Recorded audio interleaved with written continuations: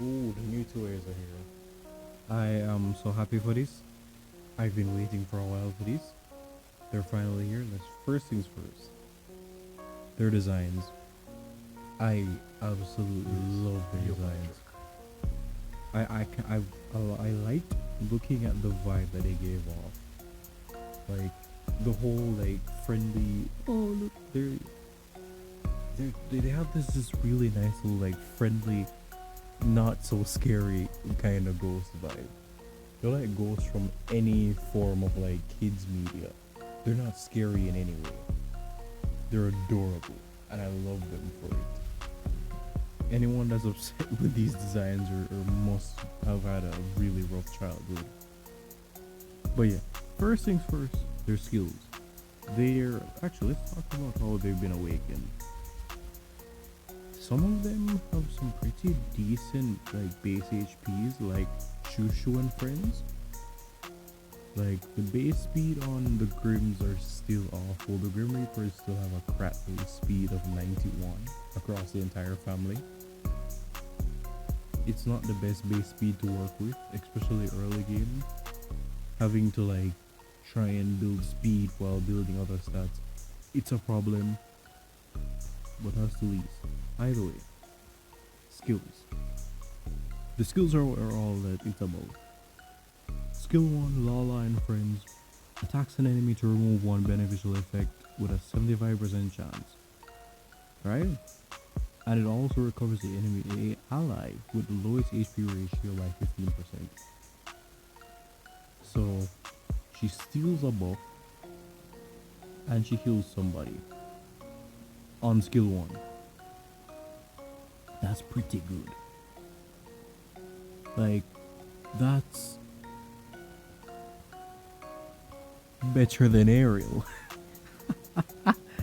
I hate saying that something is better than Ariel, but it's way better than Ariel's skill 1. It's literally the same thing, but with a heal on top of it. But yeah, screw Ariel, am I right? Come to us? Yeah. Skill 2.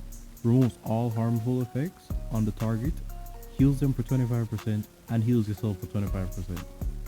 2-turn cooldown.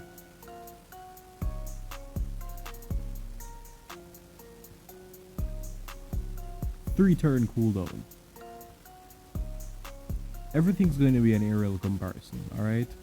Because at this point, screw Ariel. I'm never touching him again. I just T-mogged him. I put an RTA effect on him. He looks nice, but I'm not using him ever again. He needs a buff. His spell attack, the skill 3, removes all harmful effects on the... is like...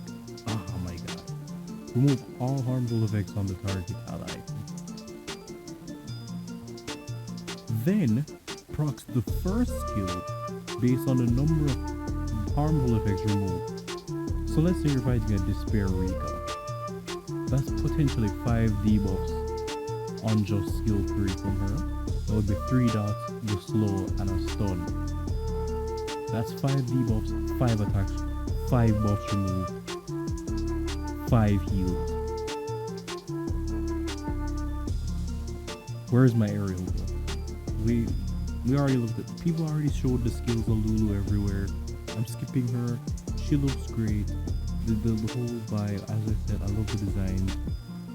Chi-Chi and Friends, first skill, attacks, recovers the HP, and attack bar of the HP with of the ally with the lowest HP ratio by 15%. 30, but wait. 30% attack bar. Skill 1, 30%. That's pretty good. Skill 2, same as the others, removes all harmful effects on you and as the target, heals by 25%. Where is your goddamn buff? Moving on. Skill 3,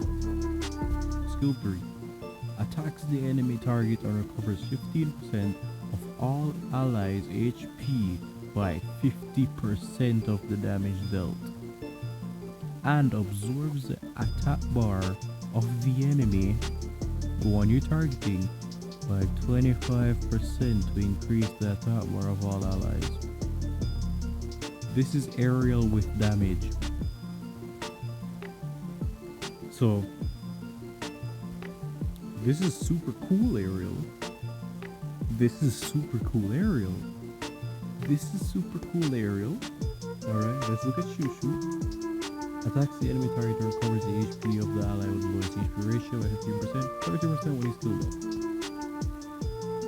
Removes all the harmful effects on you and the target ally and recovers the HP by 50%. This is super aerial again.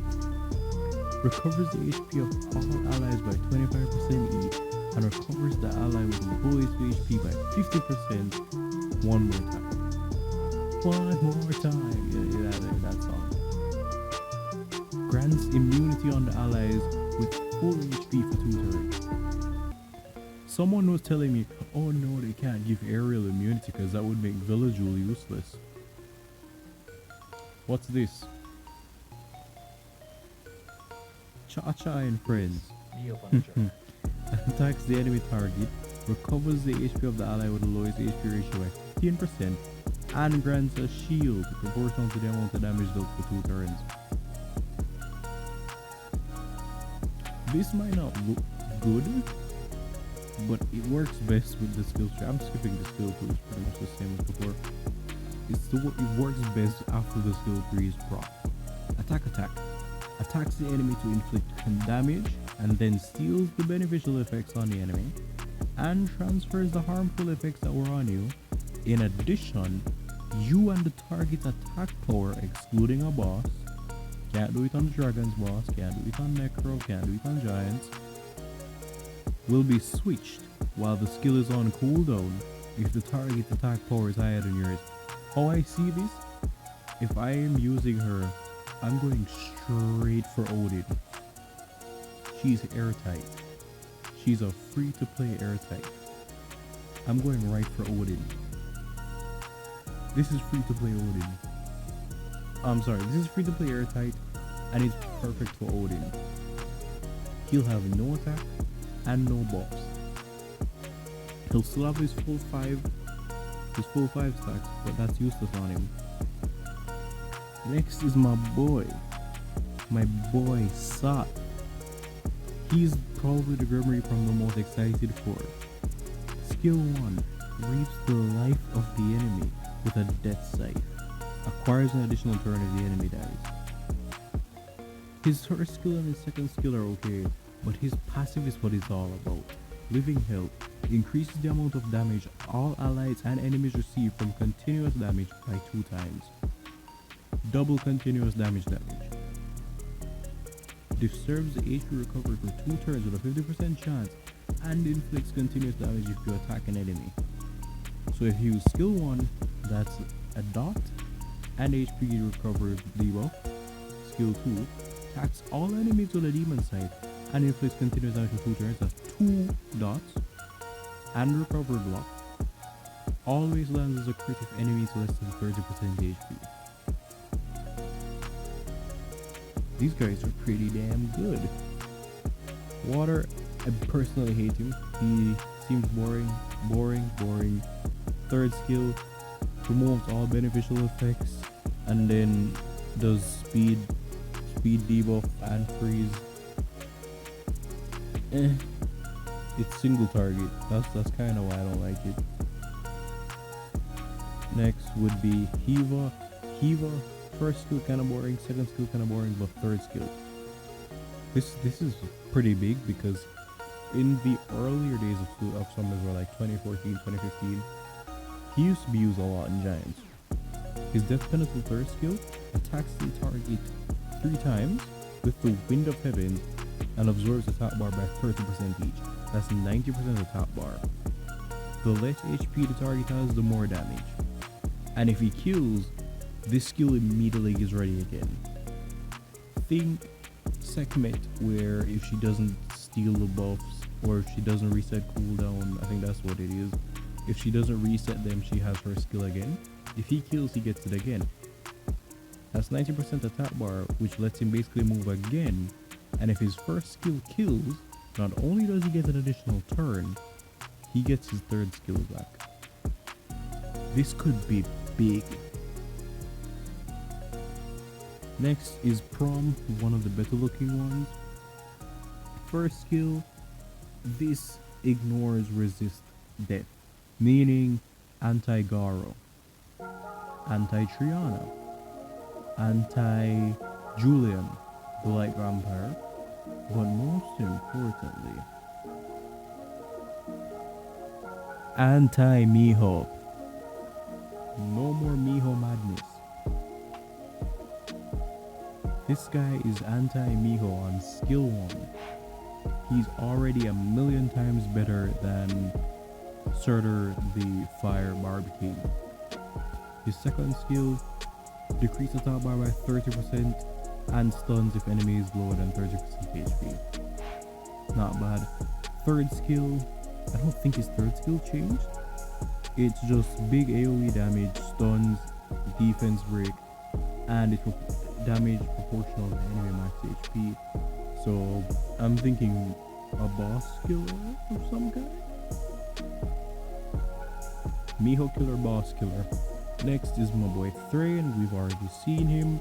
Third skill gives him another turn. Second skill gives him basically another turn if his second skill worked properly. You know, stuns, and then it recovers a bit of attack bar. Like, he's doing like AoE dots, and then he's getting 20% attack bar per dot. He should get another turn basically. But yeah, these are the Grim Reapers and the Howls. I'm excited to finally build them. This is not the account that will be building them right away, but I'm excited to be building them. It's gonna be big. It's gonna be a big move. I'm excited. Also, don't forget, this is a little event, a refund event that I have going on for the new update. While the event is going on, for like the first 20 D-hole energy that you use, you'll get them right back. It takes like 105 on B5 to do a 2-way. So you know, it's a good little reward.